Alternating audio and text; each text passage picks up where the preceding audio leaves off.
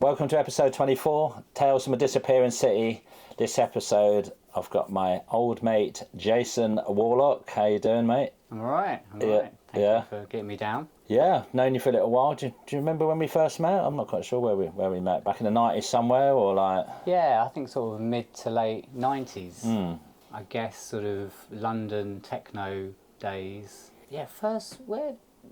Yeah, I don't know. I mean, maybe it might have been through around the time, the end of when I was working at Kicking, and I might be sending you promos. I think you did send me some records, actually. Yeah, I think probably like being at clubs like the ones that like Craig Thomas was doing and Terry Mitchell. Yeah. Like, what was the one that Craig Thomas did? Analog City. Analog City, and then Absolute was another one. And then Terry Mitchell, he used to play there as a resident anyway. Yeah. But I think that was... You definitely sent me some tunes. You definitely sent me some dodgy tunes in the post. Probably. And like, also there's clubs like Dead by Dawn, but like maybe I'm getting ahead of ourselves here, but like, yeah, all right. I think I've known you since the mid '90s. Anyway, round about that time. Long time, yeah. It is a long time. Yeah, we're both not as young as we used to be. Speak for yourself, mate. Yeah, exactly. Yeah. All right. So yeah, also I normally start off in like. Like where'd you grow up and that sort of thing? Yeah, so, well, it's an interesting one. It's kind of got two parts. Where did I grow up? So I was born in Watford, and I grew up there until I was 13, and then basically for my teenage years I moved up to Stafford, up in the Midlands, from one ford to another ford. Okay, yeah. All connected by the M1, M6. Yeah, so I kind of, I spent my sort of teenage years, which are kind of quite formative in some sense, from age 13 to 19 actually, lived in Stafford. And then I basically, because I kind of like I hadn't left London, I left the outskirts of London, but growing up in Watford I was very much felt kind of connected to kind of London. So when I sort of finished school, did my A-levels still at school in Stafford, and then I kind of took a year out. Basically, I came down to London to go to uni, and partly when I was like looking at where to go to uni, I was like, I just wanted to get back south, really. Yeah, because that must have been a shock going from Watford back up to Stafford, and like. Yeah, I mean, I guess I was quite young, but Stafford's a very sort of nice kind of country town. It's obviously the county town. So it's all very nice in one sense, but this is just kind of just a bit too nice and boring. It had its like undercurrents as well, which I tapped into, of course. But it was everywhere has their undercurrents, I think. Hopefully, of course. Well, yeah, even the supposedly nice places, sleazy underbelly. Well, they did until I left Stafford, and then it was all fine after that. But no, just kind of, I think it was just that sort of being in a smaller town, and it was really good to experience just a sort of small town mentality where sort of everyone knows everyone. I mean, it's weird. It's like from when I left school when I was 18, I took a year out before I went to uni and went down to London. But came down to London. But I'd spent that year working in the kind of one of the two main nightclubs in Stafford, which is important. Just it's sort of in my rave history as well, which we'll come on to. But just what was interesting is I worked in this bar. It's called the Reynolds bar. The other big club in Stafford was Top of the World, which.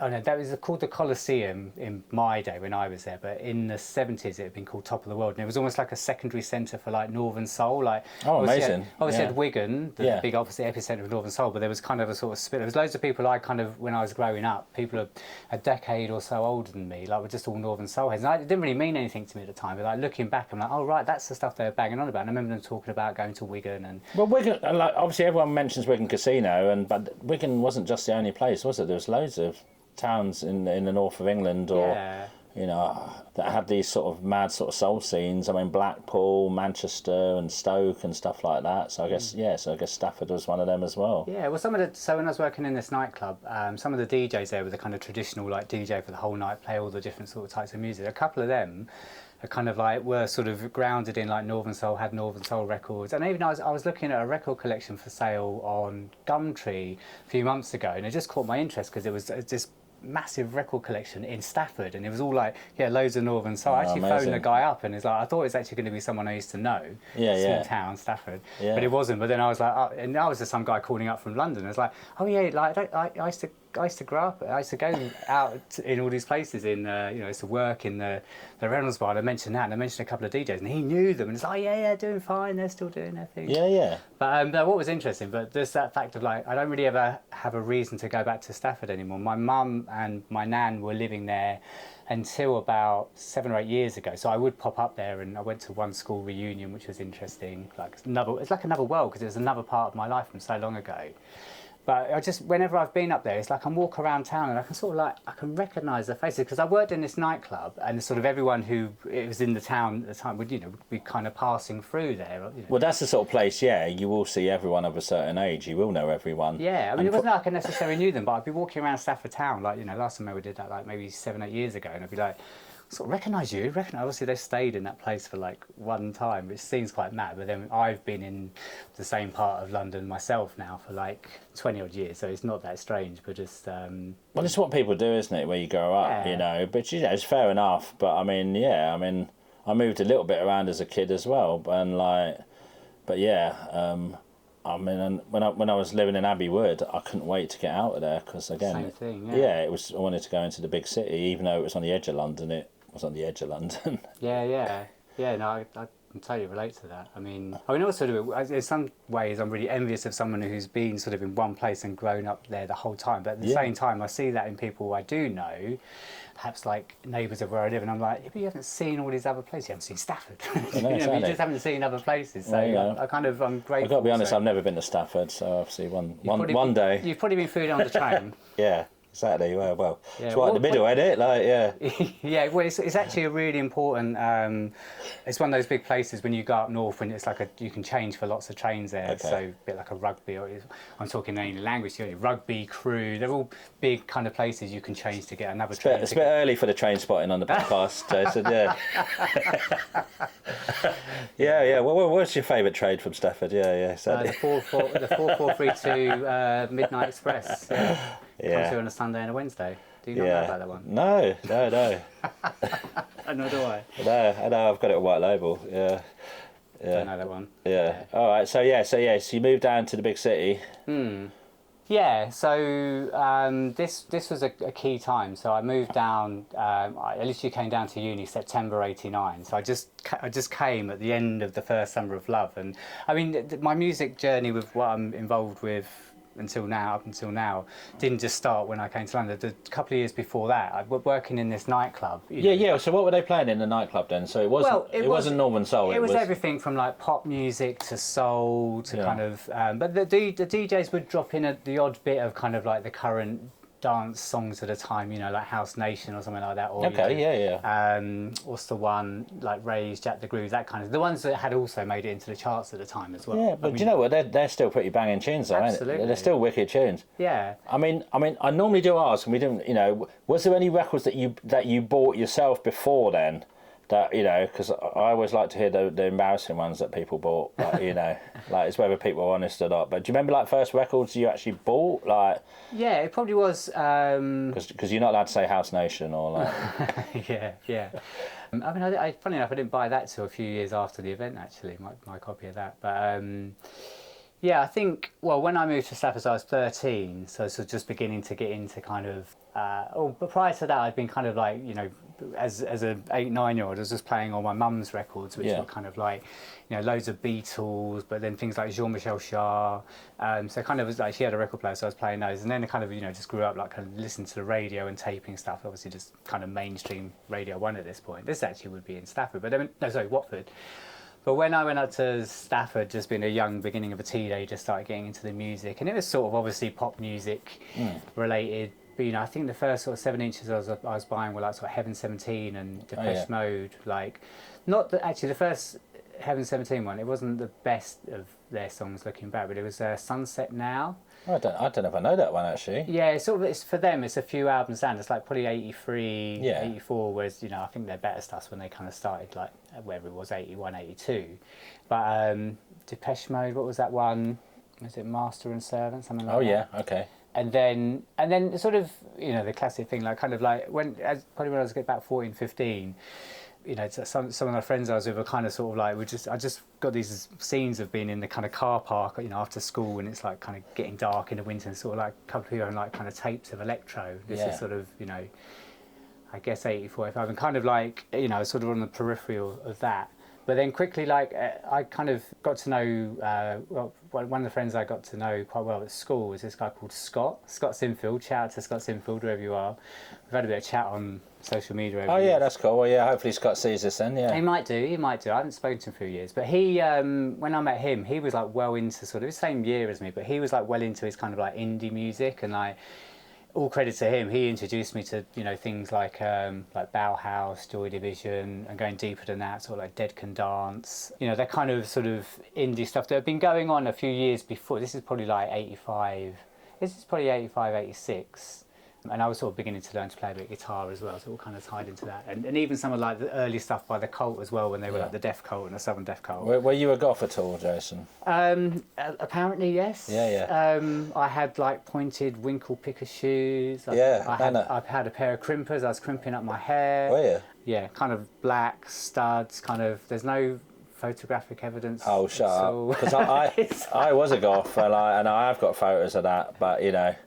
Yeah, are you sure you haven't got any photos? You can No, I should have. I mean, no, I think. I mean, so that was kind of going on then, and then sort of at the same time, I was beginning to sort of hear sort of like the early sort of like house music and acid house music, and that kind of sort of kind of more coordinated with when I started working at Reynolds Bar, because there's this one guy who was one of the DJs there. Like I sort of mentioned how the DJs would play everything, and it'd be, you know, 6-7 hour sets. You know, it's kind of just the normal thing. Yeah. But there was one guy who was one of the younger ones. He was actually probably only a year or two older than me, but he was doing all of that. But at the same time, he was kind of really kind of tapping into this sort of all the new house and acid house stuff. This is sort of 87, 88.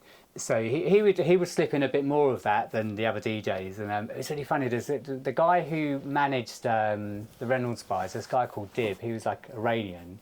Great guy, I really liked him. But this is also around the times that all the tabloids were kind of creating that moral panic around like acid house, and he had a really strong Iranian accent, and he would just kind of like, once this guy John Kane was like playing too many of these acid house tapes, he would just go, "No, too much acid house, too much acid." And it's terrible Iranian accent. But like that's kind of if you could be there, it's like so sort of like kind of just, and obviously fed by that kind of tabloid moral panic. Well, I think I talked about this with Giselle, maybe Jerome, like just saying that some of the early acid sort of parties, like people doing these acid or saying it was acid house, most people didn't really know what it was. So you got these parties that meant to be acid house, and it wasn't like loads of like 303. It was just like sort of weird tunes, and you know, and yeah, just think like you know, kind of drum machine, and like I said, a few tunes, and like.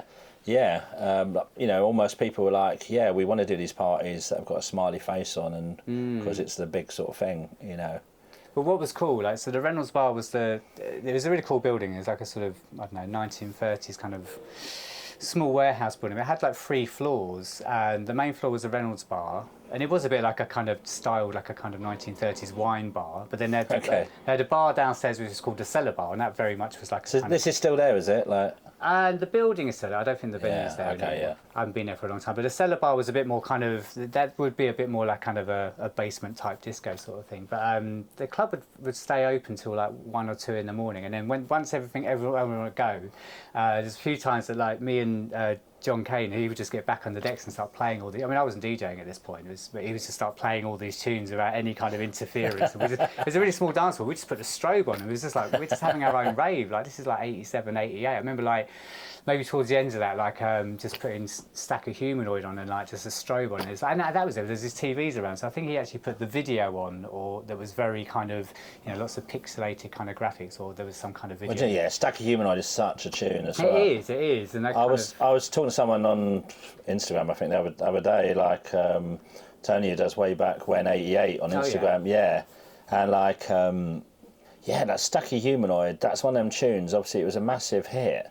But it's so fucking hardcore. Yeah, it's hardcore, but it's actually really out on its own. It's so like banging. It's so like got this mad vibe, and it's almost, I think it's underappreciated just because it was almost, maybe not popular is the word, but I don't know, it wasn't, you know. But again, I'm sure that went in the top 40 at the time. Not necessarily that high, but well, this is the thing, because you know, a lot of them house records, the early ones, like Steve Silk Hurley, didn't that go to number one? Yeah, what's that? Is that Movie Body? Yeah. One of them, or maybe it's Jackie Body. Yeah, Jackie Body. Yeah. That's the one, because I remember I was working I had a job in the city at that time, and whenever they used to play that, we'll be like chanting "Jack your job in," because I wanted to leave the job in. But like, yeah, but I'm sure that got like, well, it got to close to the top of the charts for this weird minimal, you know. And I've seen Steve Silk Hurley talk about, you know, again, it was like this sort of Chicago house record that ended up going over to the UK and being this massive hit.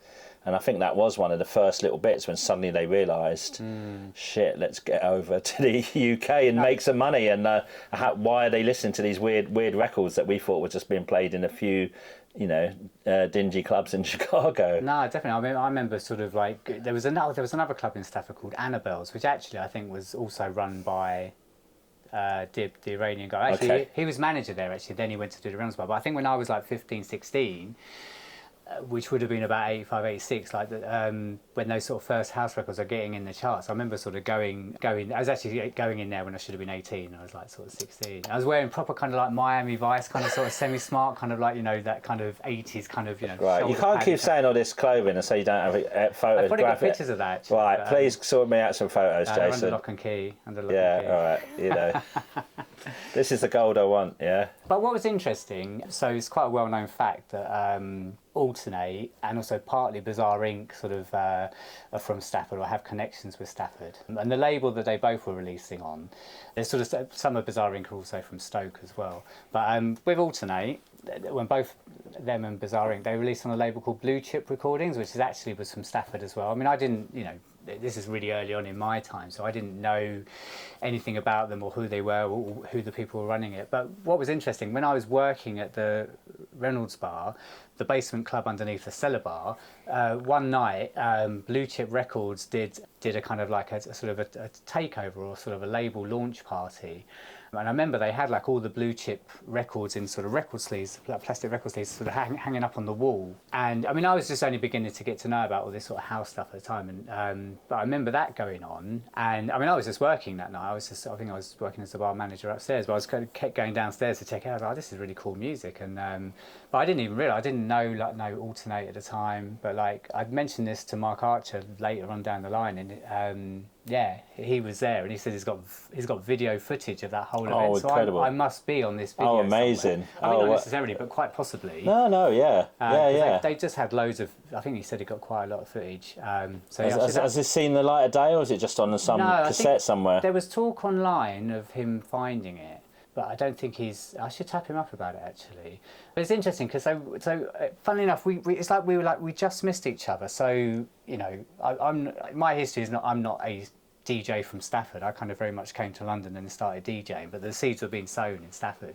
But what was interesting, and then so what was interesting, so I came to London and kind of quite quickly started being a DJ, getting on the rave circuit, and then I was getting sent promos from all the labels. So I was getting sent loads of promos from like, you know, Network Records, and it was all like Alternate, and you know, saying they're from Stafford. And it's like, oh wow, that's really mad. Like, but then I read Mark Archer did a biography, came out about 5-6 years ago through Billy Bunter's kind of publishing. Oh, okay, yeah. So I read that.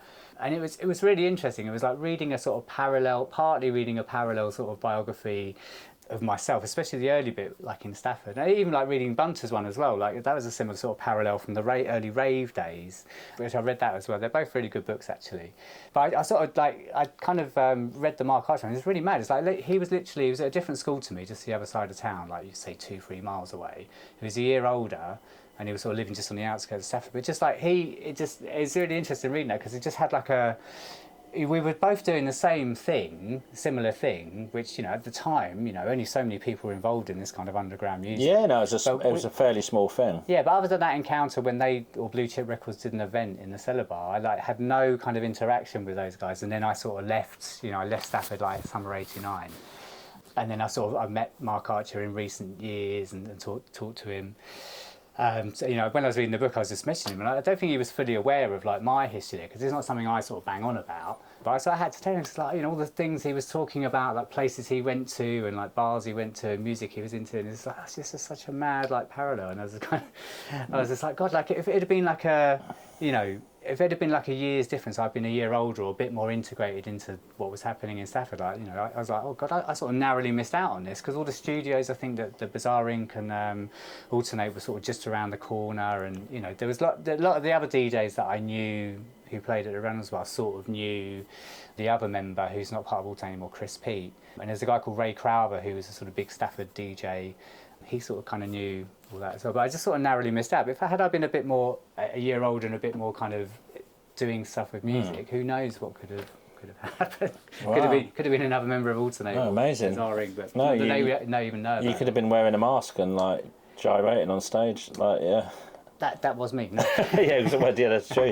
Yeah, the original COVID massive. Yeah. Yeah, but shouts out to them. It's just so interesting. A small town kind of produced sort of a couple of different things that. Well, it is amazing. Alternate and Bizarre Inc. are quite connected, but I was quite. But it is amazing. Like, what was it? You know, what was in the water? What? You know, is it just randomness, or was there some little connection that made them sort of? Yeah, that's true. You know, was it?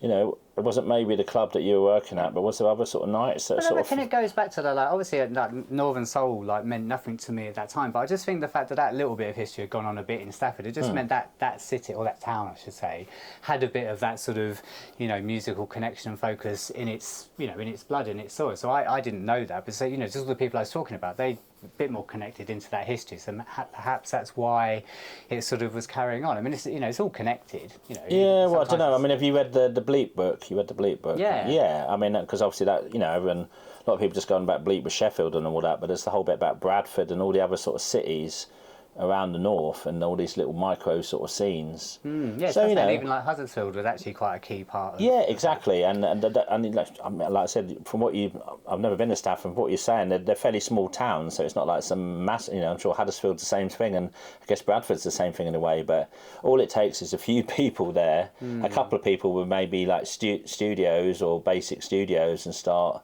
making these weird sort of tunes. You know, yeah, and then these sort of scenes are developing. Yeah, I mean, it was quite small, but I mean, when Blue Chip Recordings were doing their little kind of label takeover, I got a couple of their records, which I've still got to say. There's one it's called The Smiley People. It makes me happy. It makes me happy. It's proper like acid house tune. Yeah, very kind of British, English kind of, you know, being trying to be like kind of Chicago acid house, but it's a really good tune.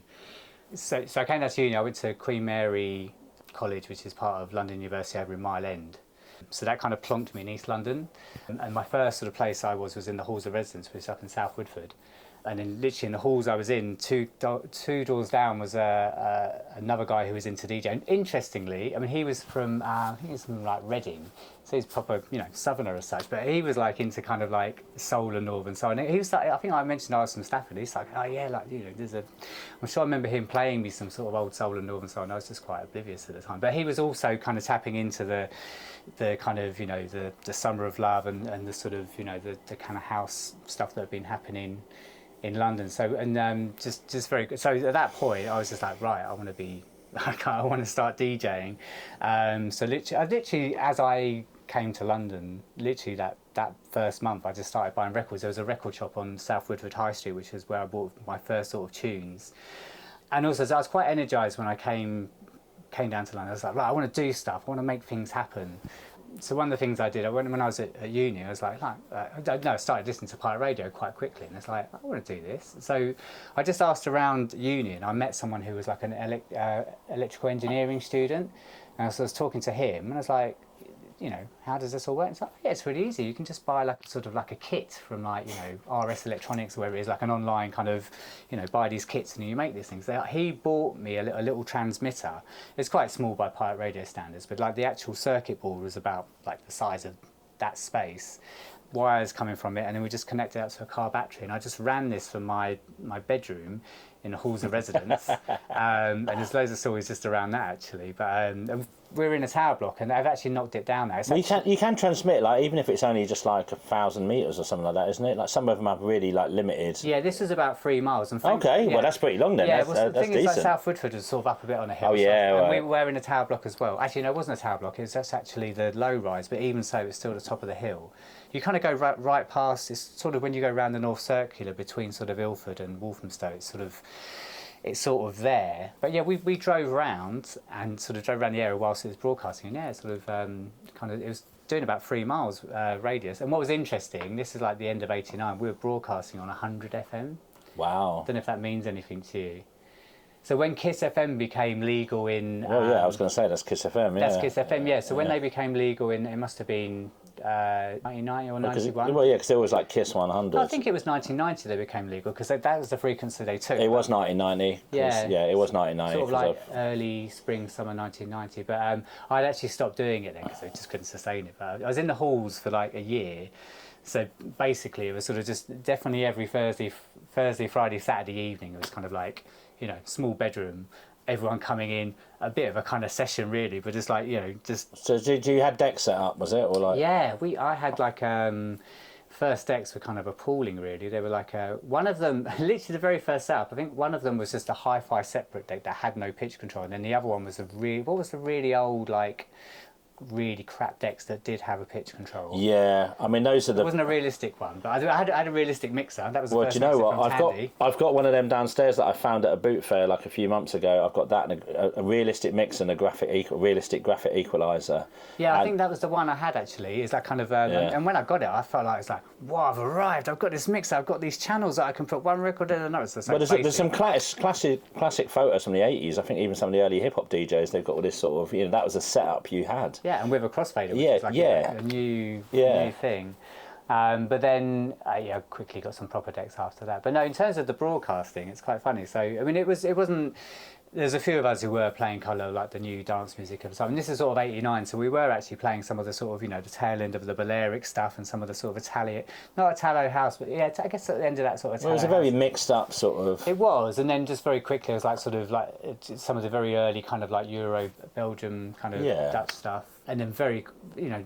Yeah, sort of was playing that, but then I sort of moved out of there, and then I was kind of getting into kind of, I guess some of the early sort of Brooklyn, kind of, you know, New York stuff, 89, 90 stuff like New Groove, Bones Breaks. Yeah, okay, classic. But what was funny is like, because obviously it's quite loud, the noise in my room. There was one time, because in the halls there was someone who lived in the halls, probably an older PhD student or something, who was just there as a kind of a caretaker as well. Probably get free accommodation for that, but they came round one time. I was like, oh, can you just turn it down? And I opened the door. There's like 20 people in my bedroom. It's like, oh, can you just turn it down a bit, please? And I was like, oh yeah, sorry. So I closed the door and then sort of turned up a little bit more, but then got on the mic. It's like, oh yeah, shouts out to the whatever her name, not whatever her name, but you know, the steward for coming knocking on the door. But I think someone else down the corridor was also playing the broadcast, like they tuned into it. And they were playing it really loud. So I think they heard, and I think they were like, what the fuck? But they didn't say anything. Yeah. But it was quite cool looking out the view of my window. It was the main aim was broadcasting around the halls of residence, which is this kind of sort of, I don't know, this big site of a couple of tower blocks, a few different buildings. Bit like a posh kind of a council estate for students, basically. That's what it was. But we could see 2 tower blocks out the window. So what we got people to do is like, we were like, oh, if anyone's listening, can you turn your lights on and off? And it was really cool. Like these 2 blocks, you could see like quite. Oh really? Quite a Oh, few that's lights cool. Because I was kind gonna of say, do you know how many people were tuned in? But like, had no figures, but like, you know, there was quite a few because we were just sort of. There's no Rejar figures or whatever it is. No. But I did some flyers and kind of put them out around the halls of residence, and also put some around the student union. When the student union was way down in sort of Mile End. But yeah, kind of. It then got me a couple of gigs. Me and Mark Jones, who was the guy who lived down the corridor from me, we both got to play at the student union. Actually, well, I wouldn't say it probably was one of my. So you didn't get no gigs. shit from the college or anything? Did they know? No, they never really found out. Oh right, okay. But what was interesting, me and Mark both got to play at the student union. I think because the main guest they got was like Danny Rampling, which at the time was like, that was a really big thing. Like, I think Mark was more in awe of like. I mean, I was as well, but I think he knew more about kind of Danny Rampling's history at that point. But but then it pretty kind of snowballed from there quite quickly. I kind of gave me the radio bug really. What was the station called? So that was called Mental FM. I wasn't called Warlock on there either. All right. What were you called? I was stupidly, I'd call myself DJ Angel Dust. I thought, that sounds cool. And I quickly was like, oh, right. Why was that? Why did you choose that name, I don't know. Jason? I think I just, well, no, just because I heard that as a thing. No, I don't think you could even get Angel Dust in South Woodford, can you? Like, I don't know. Probably not. Maybe. Good name though. Obviously, what it is. Yeah. It's so good, but yeah, completely stupid, sort of naive kind of thing. Have you got any tapes from then or anything? I actually have, yeah. Kind of. I think Yeah, I mean, I was at just the beginning of mixing as well, so I think there's a few kind of railroad mixes, especially with those deck sizes. Well, do you know what? Again, like we've had this chat like with a few people that basically them early days as well, like basically virtually no one could mix. No one knew what mixing was really. You sort of knew it. Maybe the pirate radio is when people started to actually. When you did have the odd person on pirate radio in the early days who could mix, you're like, oh, that's pretty cool. They're actually mixing, yeah. But there's a lot of car crashes and yeah. Well, I remember buying some tapes from like Camden Market, sort of like from like raves, the slightly more established DJs at the time. And like listening back to the mixes, I won't name any names, but they were like I mean, there are people who can mix now, but like at the time it was an early thing, and it's like the beauty was just this music being blended into another song. I mean, aside from the sort of history of like kind of like scratch mixing, but just that kind of just playing music in a club, like is I mean, I reckon over the kind of like between 89 and 90, everyone really kind of very quickly up their game with mixing. But again, but it took a while, and like I said, there wasn't like YouTube tutorial channels just to learn how to mix, or it did take. And like you said, you had these decks. Like I remember the decks where you had the wheel that would change the pitch. Yeah, and you can't really mix with them. You really can't mix with them. It just speeds it up a little bit or slows it down. But like, yeah. No, exactly. Oh, I'd love to hear one of them tapes. So, are you on the mic? Are you? Yeah, just obviously doing a kind of a bit of presenting. They're quite good to listen back to, just to remind myself of the kind of what was going on, just as a network of people I was with at the time. But yeah, that did give me the radio bug, and then I think. So I lived there till the end of the first academic year. So 1990, probably about May, June, I moved out of there. And I think what did I do that summer? I can't remember where was I? I can't remember where I was living in, but I think around that following summer, I was getting more into DJing. I was playing all the Euro of the time, and early sort of, it wasn't hardcore yet, but it was the stuff that was kind of 1990 kind of breakbeat stuff and all the bleep stuff. Yeah, well, all the Belgian stuff come out. I remember buying all that. Yeah, and I was kind of like, I was going down to like Wired for Sound in Hackney. That was the place I was getting all that sort of like Euro stuff. A couple of shops in the West End, but more because I was based in East London. There was another shop in Leighton somewhere on the Leighton. Well, I was trying to say, I think there's one with Jerome. There was a shop I used to go in, but it was in Whitechapel near what's the market? Petticoat Lane. Petticoat Lane. Do you remember a shop down there? No, I remember you talking about this, though. But it's one of them. I've googled it. I can't find it, and that's why I remember. They had a Belgian section. I used to buy loads of the Belgian techno. So it must be I'm sure it was 88, 89, something like that. Because I remember I was working around there. Anyway, I don't know. Maybe one day I'll find out what it was. No, I was obviously like really near there, because obviously I was in Milan like at uni. But and even some of my course was based on like the history of like kind of like Stepney and Bethnal Green and Whitechapel. But I don't remember like kind of finding a record shop down there. Yeah. Like kind of apart from being at uni, I was sort of more kind of I was quickly kind of getting to know sort of around Stratford and Hackney. And this is kind of fueled also as well by my kind of sort of pirate radio kind of history. Although that said, so what got me into pirate radio proper was this station called Innocence FM that was in it's in Woolwich, and I think it was broadcasting from one of the two tower blocks that's in the centre of Woolwich. But basically, I saw an advert somewhere in some magazine or like a fanzine or something, kind of asking for new DJs, new stations. So I basically made them a kind of little 15-minute demo. I remember putting things on there like kind of like this is the time of like T99 Anastasia and Quadrophenia and Big Time Records, Big Time International, Cubic 20. That's sort of they're the big ones, but and Eon, stuff like that. And I sent them a demo, and they kind of they took me on there. So I was on there for probably a few months. I must have done about 5 or 6 shows. And one of the people who was on there was Anton. I don't know if you ever heard of Anton. Yeah. Test Press. Wasn't he on Fantasy as well? He was on Fantasy originally, yeah. But then I think he had a connection with Innocence. Maybe he'd left Fantasy. Maybe he got kicked off Fantasy. I don't. The slanderers there, but no, that's all right. Well, I think, or he was, because there was a few stories kind of like around him, which I won't go into, but I came quite close to that and nearly got burnt. I was saying too much already, but no. At that time, Anton was sort of I think it's either he was involved in this, or basically there was another guy called Helium, Jeff Helium, and then and another person called Lisa Lifeforce. The three of them, they decided to set up a rival, another station, which was like Pulse 90.6 FM. But like I think at the time, they kind of asked some of the Innocence FM DJs to come across. So I kind of went with them because I think Innocence maybe was running into a few kind of like setup problems maybe. And Pulse FM was almost like a bigger thing growing out of the ashes of it. But yeah. It's always, it's always quite chaotic on pirate radio, shall we say, like, coming together, and it's quite a hard thing to keep going, isn't it, pirate radio? You need to be really on it. Yeah. Oh, I mean, full respect to all the people who've, put pirate radio on for years. I mean, it's sort of a slightly different climate now in the age of like internet radio, but just back then, just the dedication, dedication in an environment that's completely lawless because you're outside of the law and having to sort of like, defend yourself and navigate that world, both sort of like financially and in terms of safety. Well, I think I think it was at one of them. Where was it? That thing that was at the aquarium? Maybe was it the rave story? It was a similar thing to that. But Eastman from Cool he told a story, and it was literally like, I think they lost like 6 transmitters in one weekend that got taken, and his story was that they were down to the last one, and he was like, well, if this one goes, we are literally, that's it, we're shutting down, we can't do it anymore, and like they got the last transmitter on, and it survived the weekend, and they kept going, but Cool might not have continued. They might have literally gone, well, fuck this, because they were expensive back then, transmitters. Totally. They were still expensive, weren't they? They're about like 500 quid, I think, for a transmitter or something. Like that, yeah. For like a proper one that's like, like I said,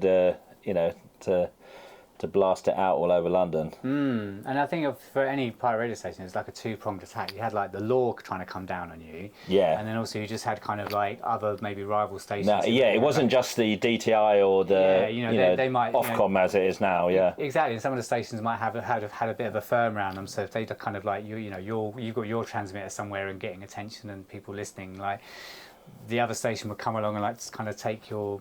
Well, this is the other thing, isn't it? Like, I mean, when we were on Chilling, like me and Stacey were on Chilling, and John who were on Chilling, you had to be, ready to stop people nicking your transmitter, and you had to, it's same as like having a sound system, or like people coming and taking over your sound system or nicking your bits and pieces. You need a crew who, with all wills and purposes, will fight for your right to stay on the air or play your music. No, exactly. It's not all peace and love in the pirate radio and sound system world. No, it's true. Well, what's interesting with Pulse FM was kind of once it was kind of quite set out. There was one studio that was in over in Hackney. I think it was the Trowbridge estate, which is a couple of tower blocks has been knocked down now. It's kind of near where what's that record shop? I think it's not a record shop anymore. There's a record shop over in Hackney Wick a few years ago. It had the massive wall of records at the back.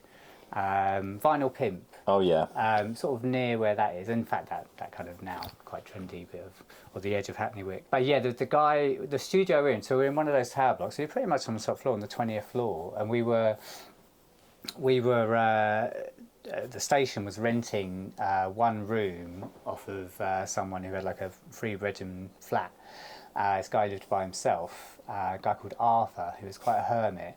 But the way that we kind of got set up there, because usually studios were kind of like you'd go into an empty flat, then kind of squat it effectively as a studio. Yeah, something that wasn't being used, and you could use it for a few days, and Yeah, or maybe like longer, kind of the big steel doors on the covers on the doors and the windows. But what happened was originally, Helium, who was kind of setting up all the transmitters, he'd put a transmitter on top of that tower block, sort of a kind of, sort of up above where the lift shaft is. But anyway, he basically put a transmitter up, and then literally like that same day, the wires had been cut. He says, okay. So he went and reconnected it, put another one up, and then the next day it got cut again. And then he did it a couple of times, kept getting cut straight away. So basically, after a few times, Helium just sort of waited around to just see who it was, expecting it to be another rival station or kind of gang or whatever. But basically, no, it was this guy who lived on the 20th floor, Arthur, and he'd seen these transmitters, and he was a bit of a sort of hermit, kind of like bit of a slightly probably paranoid sort of guy. He just thought it was like the council putting some kind of weird kind of like monitoring type device above his flat. So he was just going up every time and like sabotaging it. So Helium and Arthur just sort of struck up a conversation, and Helium was kind of explaining, actually, no, it's for a pirate radio station. We play all this music across London. And Arthur's like, Oh, right, okay, that's really interesting. And then, long story short, basically Helium managed to get Arthur to sort of rent one of his rooms in his flat to be the studio, and that was a really good setup. We were in there for probably, I don't know, 3 to 6 months. That's amazing. That's a long while. It was a pretty stable kind of setup. But what was really interesting about this guy Arthur, and it's a really unique story, is he was quite a hermit sort of character, but a real hoarder. So he lived by himself. He kind of had this little kind of like blue jacket. Sort of walked along. It looked a little bit like kind of like. Is that comedian like Norman Wise? Norman Wise? Norman Wisdom. Norman Wisdom. Sorry. Yes, he looked a bit like Norman Wise. That's something else. He looked a bit like Norman Wisdom, but not kind of full of life. Like more kind of like really sort of quite insular and hunched up and bit shy. Obviously, completely lived by himself. He must have lived there for years. But he was a real hoarder. And basically, everyone else, all the other DJs on the station, just thought he was a complete weirdo, and they just like didn't want any interaction with him. I quite liked him, and he'd like, I'd let him come in. I'd let him come into the studio with me. What made you identify with Arthur, Jason? No idea.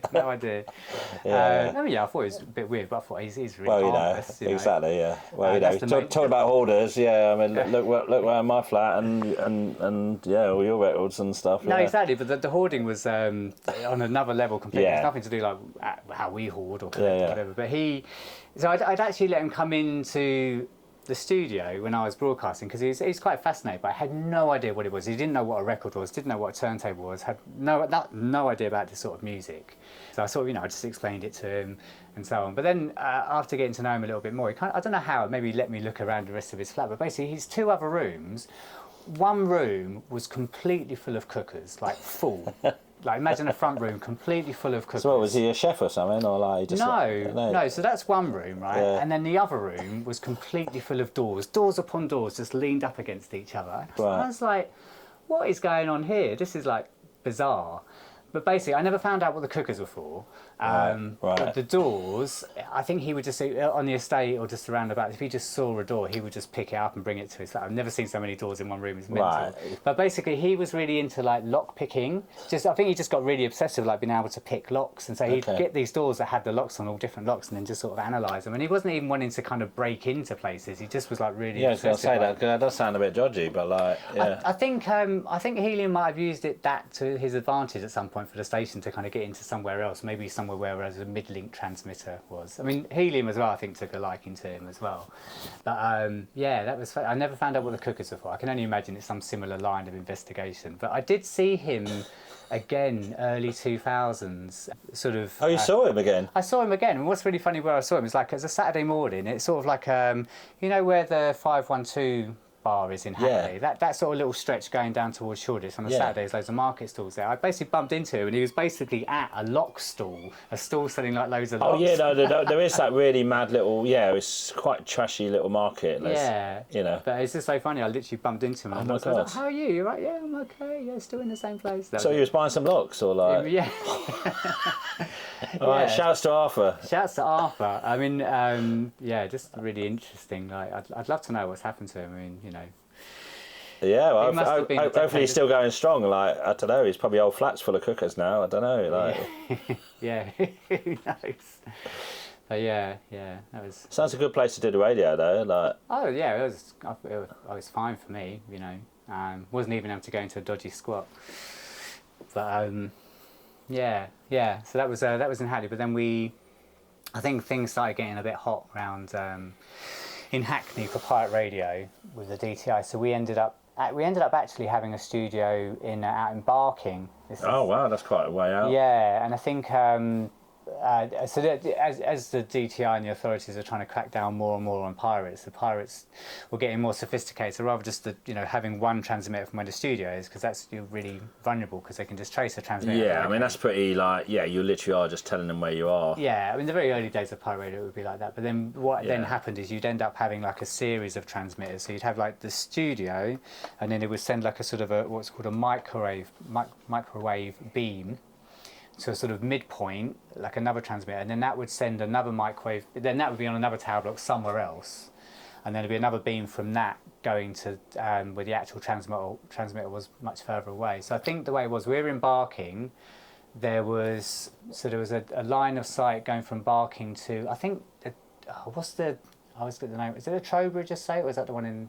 What's the one? That's the one you just talked about. Was the Trowbridge Estate? Sorry, no Trowbridge Estate. Nightingale. Not Nightingale.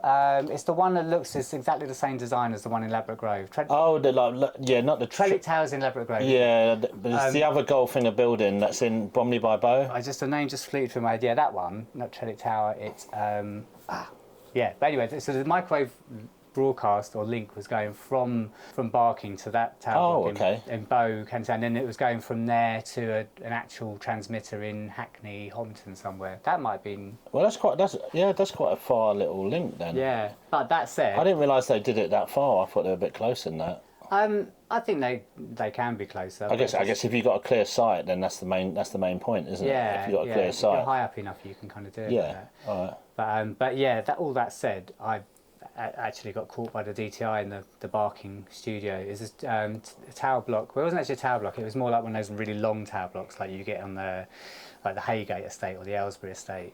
It's called the Lintons. It's all been knocked down now. But yeah, the DTI kind of found me there, and I got busted on. Do you remember what when it actually happened? Like, Do you remember what tune you were playing or anything like that, or like? I don't know what tune I was playing, but I'm sure there must be a recording of the show. I mean, I used to record. Yeah, I was going to ask you had a recording, but there's no recording of this. I don't know. I mean, I've got lots of recordings of my shows. Yeah. Although what I did tend to do, because I was at this point I was actually doing 3 shows a week on Pulse FM. I mean, I struggled to do 1 show a month on the radio. Wow, three shows a week. 3 shows a week. Well, your odds of getting caught then are like more than mate. Yeah, exactly. So if I can remember, I think so. I was doing Tuesday night, 10 p.m. till midnight, which is the time I actually got caught. I was doing a show on Friday, which I think was Friday afternoon, and I was doing one on Sunday, midday till 2. Which is always quite funny, coming back from the rave or coming back from DJing. They're always the funniest shows because everyone's pretty mashed up from the weekend. Yeah, there's a few of those I did now, so I hadn't been asleep all night. Well, those are the ones you might not want to have tapes of because, like, you probably are just like. I have got tapes in, but because I used to do so many shows and I used to tape them, I set a tape recording before I went out, and then because I'd usually be about 10-15 minutes in the studio, there'd be enough time to do it. Or someone else would do it for me, and then if I had a bad show, I'd record over it with the next show. So I kind of filled out all the bad shows. Obviously, there's probably copies of them out there, but I've got a feeling I can't remember if I recorded that show, and I might have even gone, that came to a grisly end. I might have even recorded over that one. But when I was broadcasting, I literally just had to turn the volume. I can't remember if I left the mic up. Because I think I meant to leave the mic up so the people. So what happened? They actually bust in, or was it just literally like a knock on your shoulder, or was it? They literally bust in. So I was in an empty Scottish property that had all the metal kind of doors and windows outside. But the police, well, the DCI were there. There was 2 of them and maybe 1 or 2 police officers. Right. Maybe only 1. But they basically had the kind of device to smash it all. But basically, I was on broadcasting upstairs. It was like 2 floors, like a masonette. So I was at the studio upstairs on the 1st floor. But I just heard 3 big thuds and I was like, whoa, okay. And literally before I had even time to kind of react, literally like they were kind of in the door of the studio and kind of, I saw one was a policeman. And what did they actually say? Like, did they say something to you? Do you remember? Or like? Yeah, well. Because what they're like, you get off the air, mate, or like. What they basically. They just sort of basically said with the DTI, and I mean I clearly sort of knew who they were straight away. So, yeah, well, probably people busting through the door like that. In one way, you might be grateful that they're DTI. Yeah, in one sense it was a relief. It wasn't just kind of a bunch of nutters, hard-looking kind of. Yeah, come to rob you. Yeah. Yeah, but yeah. So I mean, I was a bit. But they did rob you. Yeah. Well, they effectively did. Yeah. Yeah. But I was a bit stunned. I was a bit naive. I didn't really know what to say. But I kind of got served a caution. They just said, "Oh, we think you're Warlock on Pulse FM," so I couldn't really, disagree with that. But yeah, they knew who I was. But they confiscated all my records. I had about 60 records. They confiscated all the equipment, the pirate radio station setup, which was obviously the decks, the mixer, probably a phonic mixer, ghetto blaster to kind of like monitor. When you're playing on a pirate radio station, you're actually like listening to the live signal. Yeah, exactly. Yeah, you tune in. Yeah. Yeah, exactly. And it's quite good because if like the transmitter gets cut off further down the line because suddenly it goes off. But this was different. This was them busting in the studio whilst everything was still on. They wanted to catch me red-handed, and they'd actually been doing a lot of surveillance over like a sort of a period of a month or so, and I think they'd been following other DJs, but it just happened to be that they decided to kind of pounce when I was doing my show. Right. They'd watch me. I mean, I've got a whole transcript. Do you think it was their music they'd liked least, so they thought we'll get this guy. We don't like the Warlock selection, so. Well, interestingly, it was on that cusp. I think when I was just sort of beginning to sort of like, as well as playing all the hardcore and not quite early jungle, but pre indie stuff in between hardcore and jungle, and also as well as all the new kind of gabba coming through. So I was playing that. So perhaps it's because I was playing some kind of early kind of you were playing the devil music, so they had to get you off, and you were called Warlock. Yeah, exactly. Yeah, it's running a whole. No, that must have been a bloody shock. So so it kind of ended my pirate radio career. Well, just I couldn't really go back on pirate radio because obviously they knew who I was. But I did actually do a pre-record show, which seems mad back then. But I recorded a show. I only did one actually, but just to cassette. And I need another name. I didn't go for Angel Dust, obviously. But I think the show I actually just did a kind of sort of retrospective acid house show. I mean, this is like acid house that was like 4 years before. Okay. So just because I was doing that, I called myself the Acid Ambassador just for that show. Oh, amazing. Yeah, well, I've got a tape of that somewhere. But did you have to go to court or anything? Or I did, yeah, probably. So that all happened I think, the raid was in February, was it 92 or 93? 92 or 93. And then basically in that summer I went to court, went to Newham, court in Newham. And basically like, they had me banged to rights really, so they slapped a fine on me. They banned me from like legal licensed radio for 5 years, and not that it really made any difference. But they slapped me with a fine of about £1,000, which in 93, I think it was 93, was that's a lot of money. Yeah, a lot of money then. Yeah. But I hadn't long finished being like a student, I think. So I managed to sort of like kind of negotiate to just pay £5 a month or something. So it's just like you're not still paying it off, are you? No, I think a few years later I just kind of I got annoyed with like having to kind of keep paying it, so I paid it all off. But yeah, took on my records. I never got my records back. Oh no, was only a few rarities, or I guess it's just. Yeah, well, fortunately, what I did, I mean, a lot of them I sort of needed them that week because I sort of some of them I was DJing with. I was doing a lot of gigs at that point, so I think I some of them I just bought back. I was getting sent loads of promos at the time from all the labels, so I just kind of phoned up a lot of labels. Oh look, this has happened. Could you send me another copy? And they're all like, yeah, really cool. And even started sending me records they hadn't sent me. I was like, oh, even better. But I managed to get most of them back fairly quickly. And there was probably about 10 that like I didn't sort of get back at the time, and just over the years I just sort of slowly one by one kind of got them back. I think I've got a feeling there's still one I haven't got, but I don't think it's just one of them ones that I just need to get around to. I mean, what did they do with the record? Did they destroy them, or there's some copper there who's got a really good like early 92 or 93 selection of hardcore going into gabba? It's just like I think it's all of those things. I think it just depends who the police or the authorities, what their interests are. Like surely like as a copper or someone in detail is like likes this stuff. Be mad at doing the DTI and they like stuff. They might go, okay, I'll have it. But I think either they go to auction. Well, if you're in the DTI, it'd be a good excuse to raid all the DJs who love their tunes. You get a pretty good collection. You know what I mean? Very true. But I think they either go to auction or they incinerate. Certainly all the kind of stuff for like all the transmitters and stuff, that sort of stuff they kind of destroy. Or allegedly they destroy, but they might include the records and that. They allegedly destroy all the drugs and the money that they seize. Well, maybe they don't destroy, but that goes missing. So exactly. So the records and the equipment probably had a similar possible fate. So who knows? Who knows? So was that the end of Pulse, or did it come back on air? Pulse did kind of stick around for a few more months, but I think basically at that point Pulse FM was like really, it's kind of the biggest sort of London pirate station at the time. Cool was around, and that was sort of like that kind of was fast coming up at that point as well. But basically, because Pulse had been around a few years and they kind of reached quite a big sort of state, so I think the DTI were just like, we want to shut that one down. They just thought I was like, making loads of money from advertising and allegedly kind of interfering with like emergency services radio. Such bollocks, all that sort of stuff. I mean that did happen, but I think all the people doing transmitters were kind of like did their best to not make that happen. I mean, I don't think you're infecting. You're not like interfering with ambulances driving people around. No, but they use that as a pretext to kind of go, we need to shut it down. So it went on for a few more months. A couple more DJs got caught.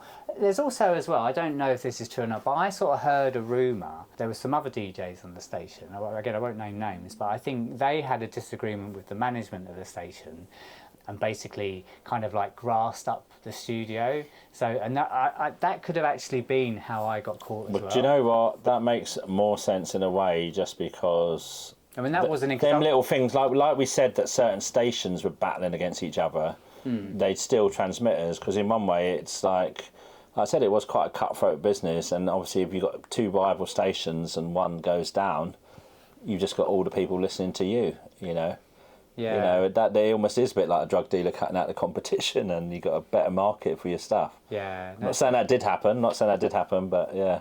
No, it's definitely comparable. There's I've actually got a sort of 10-page legal document in which the DTI kind of wrote when I went to court, just detailing all their evidence and their steps of surveillance. It's really an interesting read. Charlie Thatcher's just he's just done a fanzine. Okay. I think it's about to come out. It's like it's just all about his kind of love of pirate radio, and he grew up around Clapton, so he kind of had first-hand kind of experience of listening to the stations and knowing the tower blocks where people were broadcasted from. But basically he's got this 10-page legal document. Okay. He's put the whole document in this fanzine, which is about to come out. So amazing. Yeah, everyone will be able to read yeah that. I mean, I don't know if we could have a little shot of it, maybe not the whole thing, but or if he wants to keep it just for his one. No, you could put that in, like, even if it's just a little, because I was doing some of this research for the Museum of London, and it basically it's about early sort of clubs in London. I was reading about this place called the was it the Shim Sham or the Flim Flam Club? I'm trying to remember. In the 30s, basically, but it was like lesbian gay club in Soho with loads of like jazz being played there. And there's a thing there of like they raided it quite a few times. It's what they call like a bottle club, because they didn't have a license, but they'd serve booze. But there's like a whole bit where it's notes from like this policeman who's been observing the club. And it's all stuff like 10:20, a couple of Nancy boys left the club. It's all words like that. Wow. And it's like two women left, supposedly of a lesbian nature. But it's all this observations of what's going on, what he's seeing going in and outside the club with the times and the dates. And it's quite a sort of revealing document of the times. So I don't know, was it that, maybe it's not quite in that sort of style. Was it that sort of thing of who's going in and out of the building? Or I think there was no description of me or my my persuasion. No, exactly. yeah. I mean, I guess that sort of 93 time was an interesting sort of cusp or turning point for me. I was very much fully immersed in the hardcore scene, and I'm very lucky to. I feel very fortunate to have been there. So, I mean, one thing actually I should just mention is, so part of my time in East London, even my pirate radio days, I was living in Forest Gate. This is while I was at uni. But I ended up living in Forest Gate from I think 92 to 93, or 91, sorry. 91 to 93. But basically, I was paying £11 rent a week. £11 a week. So basically, it was a really cool flat. It's a big terrace house. I mean, this sounds like you're in Victorian times now when you're saying stuff like that. Like people who are younger than us and live in London are just looking at this now aghast and just like, Well, it was sort of a big sort of Victorian two-floored house, not massive, but yeah. My girlfriend at the time, who was also actually from Stafford, and she kind of came down. She followed me down about a year later.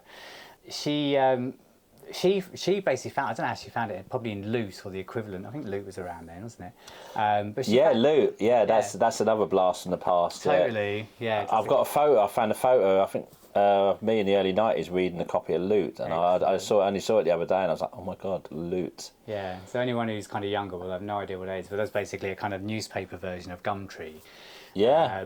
But yeah. I mean, I bought loads of my Simps and stuff like that out of Loot. I got a few out there actually. Yeah. I think my RZ1 came from there. But she was like looking for somewhere to live, and it's unbelievable. She found this place it's £11 a week. I mean, probably obviously rent was a lot cheaper then, but even then that was like super cheap. But basically it was a sort of 1-bedroom flat. It was this terraced house, but it wasn't converted into 2 flats, one on the ground floor, one on the above. It's this old lady and her sister, Ina van Veen, I think her name was. She's originally from the Netherlands. It's a great name. Yeah, but she was like, I felt like she was in her 80s then. But basically she just lived there with her sister. Shouts to her. Shouts to her. I mean, she's long gone, but yeah. She just lived in the upstairs part, and I think she'd been there for years, decades and decades. But she basically had a kitchen put in downstairs, so it effectively was 2 separate flats, but it was just as one property because it's connected. She would just come in the same front door and just go up the stairs, and it was kind of part of our hallway. But yeah, she found this place. Basically, they just wanted someone to occupy downstairs. They didn't need the money. They'd hoped someone would do garden out the back, which I did. But yeah, just cool. £11 a week. That was like nothing. That's mental. But actually, that's just a kind of little side note. But what was interesting about that street is Seabert Road in Forest Gate. If anyone knows Forest Gate, I think it's the road that can lead up to one entrance to the East London Cemetery. But most importantly about that road, I moved in 1991 at some point, and then literally within a month or so, a record shop opened up at the end of my street, like where it intersects with the main sort of high street in Forest Gate. And this was like The Underground Records, which was the shop that kind of where sort of Cool and Flex and Randall most notably kind of emanated from. It was run by Cool Hand Flex's brother Mikey The Underground, and both of them were brothers, and their other brother was like John, who ran Reel to Reel Records. So yeah, basically, I kind of at this point I was on pirate radio. I was like kind of buying all the getting sent all the kind of like early rave tunes. So it was like I opened up and they were selling all this sort of same stuff, and I was like I went in there and it's just like ended up being in there every day. Well, they put loads of stuff out Reel to Reel. I've got loads of sort of white labels and like you look on the Run Out Groove because you have all these white labels. You're like, what's this one? And then there's always like random Reel to Reel records that I've got loads of them, just random white labels. Yeah, they're all quite erratic, sort of in terms of like catalogue numbers and stuff. And so basically The Underground, like they had a label called The Underground after the shop, but then they had loads of little sub-labels, and then Reel to Reel was actually a sort of separate label, but it just literally had its office across the road, so it's very much all part of the one same thing. But yeah, there was like so many like sub-labels and white labels, and kind of run by Mikey the Underground. But basically I'd go in there, they were sorting me out all their, like I got test presses of everything because they knew I'd like I'd play out on the radio. I was also doing record reviews for Rave Scene, a bit of Music Week, and then a bit later on Generator magazine. But they would just give me all that. I'd be one of the first ones getting all the test presses, like alongside all the other sort of big DJs that were kind of the first wave of DJs getting the test presses.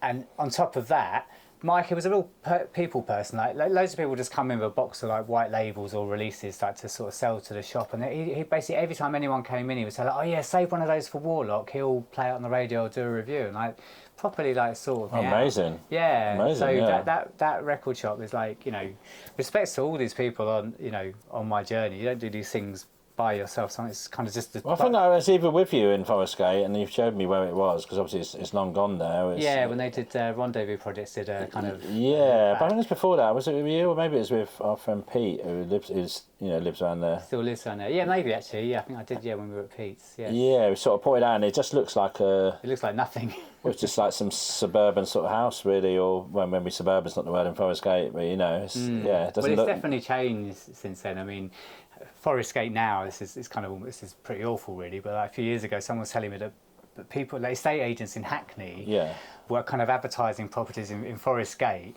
And obviously, people maybe just starting a family and wanted a bigger place, a bit cheaper. They were advertising like Forest Gate as like Hackney fringes. Yeah. it's just like, what the fuck? Well, yeah.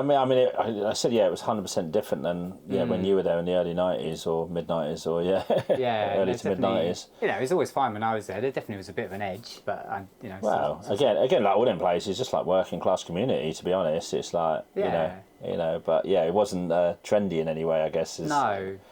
But particularly if you're paying £11 a week, I know exactly. I think that was the cheapest by far. So I was kind of in and out of that shop all the time. I moved away. I think early *93. I moved to North London at that point. But it's a real shame I didn't stay there for another 6 months, because then Jungle exploded, and like The Underground were quite very important in that, and I kind of missed that later phase of like The Underground. And there's a wicked bit of footage actually. There was going to be a documentary about them, which is still going to happen at some point. But this guy, I can't remember his name, but got some wicked footage of just like summer '93, I think it was, or maybe summer '94, but just like really sunny, and everyone's outside the shop. Randall, MC Fats, Cool and Flex, and it's just kind of at the height of Jungle. And amazing. Is this online, is it? Yeah, the trailer's online. It's quite hard to find because it's not searchable as The Underground. I'll send you a link to it. Okay, if I can find that footage, I'll try and cut in a little bit. Yeah, now. But it was, but no, just being next to that shop was like so important. And also as well, like as the shop kind of got established, they first of all they had a studio The shop actually was in the basement first, and then they quickly moved it to the ground floor, the main sort of shop floor. And then they had a little room out the back, which was the studio, which is mainly like Cool and Flex working in there, but Uncle 22, they were kind of the mainstays for kind of making tunes in the studio. And then literally, it was a perfect like whole DIY setup, you know, make tunes in the studio. Do you have any memory what the studio was like, or was that not maybe like in your brain then what all that gear was? It was really basic. I mean, it was an Akai sampler of some sort. I'd say probably a 950. Possibly a newer one a bit later on, but basically the mainstay was like the Akai sampler. There was maybe a couple of bits of outboard, which probably was like possibly like a sound module. I mean, Cool and Flex's stuff was mainly kind of sample based. I mean, his tunes are brilliant, but just kind of just sampling from other tracks. But they had one or two like keyboard synths. I can't remember what they were. Like maybe something like a DX7 possibly. But that was it. And there's like, you know, it's in a small room, no acoustic room treatment. Yeah, just a set of speakers and then a computer. I reckon maybe like running an early version of like Cubase on the Atari, that kind of thing. Yeah. But so there was loads of other people who released on labels as well. Notably, A-Sides did a lot of stuff on there. He did a lot of stuff on Real to Real as well. He had his own studio out out in Romford. But then they were kind of the main ones, and there's a few other people here and there did the odd track. But what was interesting, one of the early releases actually was on.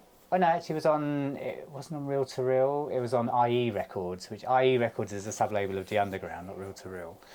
It all gets a bit confusing. Basically, Lenny Dice obviously did the big famous We Are E or We Are IE. But I think actually before the studio was at the back of the shop, it was actually, they had just the first floor flat as well, above the shop. And early on, I remember just sort of hanging out upstairs with Flex and, what's his name? Hopper, Hoppa, had a few releases on Moving Shadow. He was sort of part of that shop and scene a little bit, but like, I think we were just hanging around upstairs. And then one time I kind of got to know Lenny Dice, and he was up there working on a tune. I had no idea what it was at the time. I was like, oh yeah, this sounds really cool. Turns out the tune he was working on was We Are IE. Oh, amazing. Yeah. And that literally, I mean, I actually thought he was, looking back, I thought he was making it that day, but I since found out, allegedly, he'd made that tune way before, because this must have been like 91. He'd made that tune before, but he was just kind of loaded it up again to sort of finish it off, because then literally a couple of weeks later, then The Underground had put it out. Yeah, and I literally had like a copy of it within like a month. But then I was like, oh my god, like, and then this is a good tune, and quite quickly realised like, oh, this is a massive tune. Well, that was one of them tunes. I mean, I've obviously got a copy of that as well, that's one of them tunes that just come out, and it was just everywhere on Pirate. You know, it really was that. You know, again, it's one of them. You can argue. First jungle tune and all that sort of stuff. In one way, they're kind of pointless, all them sort of discussions, I think. They are, but definitely it was an early tune that kind of was really a big focus on a big sort of breakbeat and a big kind of. And do you know what? It's really well produced. Yeah. You know, because some of them early breakbeat jungly ones are not that well produced. Whereas this sounds fat as fuck. You know. Well, I think the sound was just probably.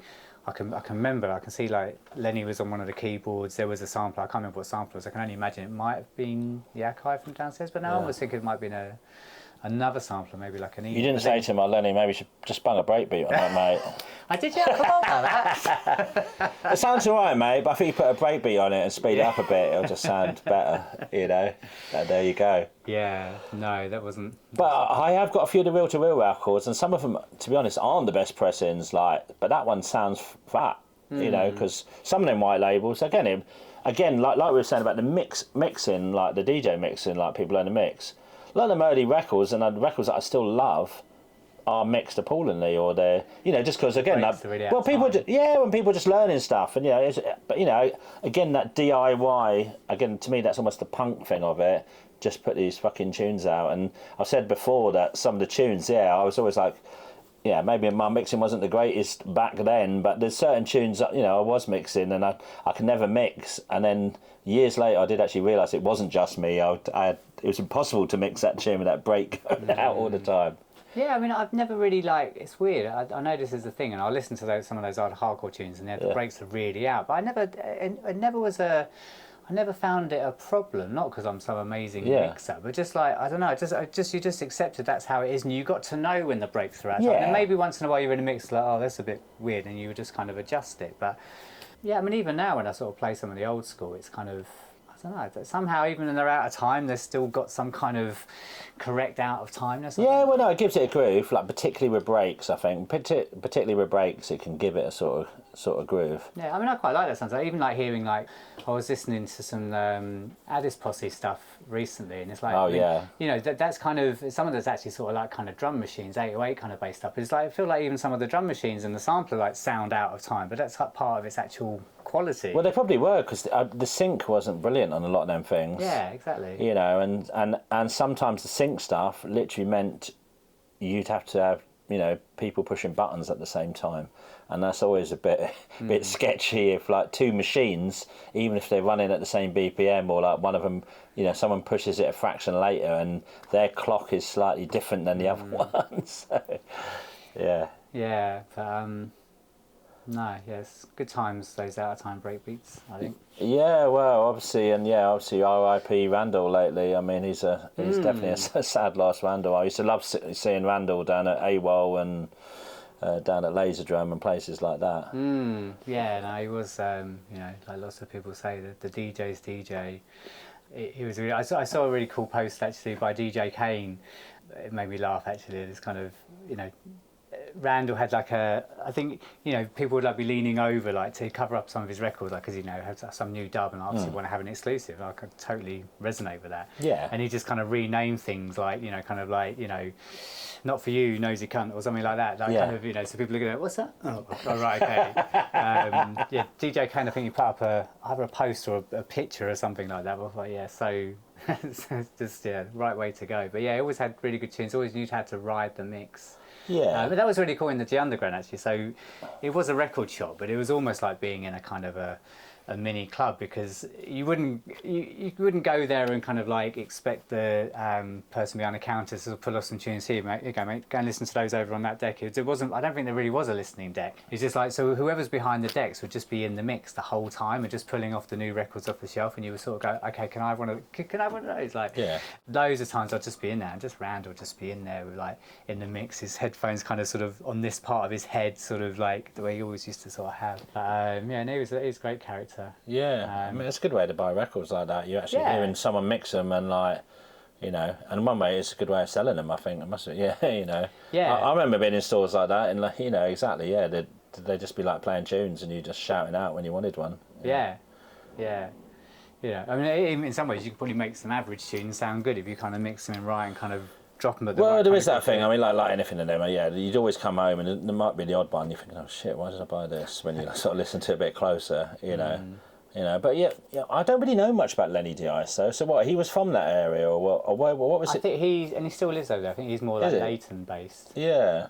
I mean, that's what's quite good about the Underground. It was kind of like all the kind of like local people, like people kind of into that kind of music would come in. I'd see Busy Bee there a lot. He was over in Leighton. But then people further afield would come because they'd get to know the place. I mean, it's one of the first places I met Goldie. He came down one time because he at that point he was getting quite good friends with like Randall in those early days. You know, Pesce lived up in Woodford, so he was sort of going in there.